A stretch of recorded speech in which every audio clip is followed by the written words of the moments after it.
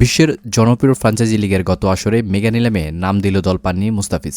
তবে টুর্নামেন্টের শেষের দিকে এসে অস্ট্রেলিয়ার জেক ফ্ল্যাজার ম্যাকডার বদলি হিসেবে দিল্লি ক্যাপিটালসের হয়ে খেলার সুযোগ পেয়েছিলেন বাঁহাতি এই পেসার।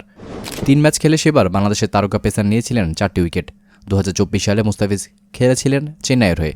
সেই মৌসুমে 9 ম্যাচে বাঁহাতি পেসার নিয়েছিলেন 14টি উইকেট।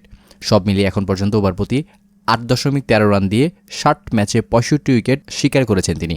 2016 সালে আইপিএলে অভিষেক হওয়া মুস্তাফিজ খেলেছেন Sunrisers Hyderabad, Mumbai Indians, Rajasthan Royals, Chennai এবং দিল্লির হয়ে। 2026 আইপিএলের জন্য নিলামে নাম দিয়েছেন তিনি। সর্বোচ্চ 2 কোটি রুপির ভিত্তিমূল্যের ক্যাটাগরিতে আছেন মুস্তাফিজুর রহমান। সেই তালিকায় বাঁহাতি পেসার ছাড়াও আছেন আরও 39 ক্রিকেটার। আগামী 16 ডিসেম্বর অনুষ্ঠিত হবে আইপিএলের মিনি নিলাম। এর আগে নিজের ইউটিউব চ্যানেলে মক নিলাম করে ক্রিকেটারদের দাম যাচাইয়ের চেষ্টা করেছেন অশ্বিন, যেখানে 10টি ফ্র্যাঞ্চাইজির নামে প্রতিনিধি রেখেছিলেন তিনি। পেসারদের ক্যাটাগরিতে মুস্তাফিজের নাম তোলা হলে সবার প্রথমে আগ্রহ দেখিয়েছিল টিম বেঙ্গালুরু। 2 কোটি রুপিতে যখন বিক্রি হয়ে যাচ্ছিলেন তখন আগ্রহ প্রকাশ করে চেন্নাই।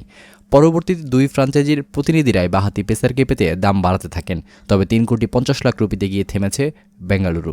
চেন্নাই আর আগ্রহ না দেখানোয় বেঙ্গালুরু তাকে কিনে নিয়েছিল। এ ছিল দর্শক আমার হাতে থাকা সর্বশেষ খেলা সংবাদ। প্রতিনিয়ত খেলা সংবাদ সবার আগে পেতে সাবস্ক্রাইব করুন এখনই।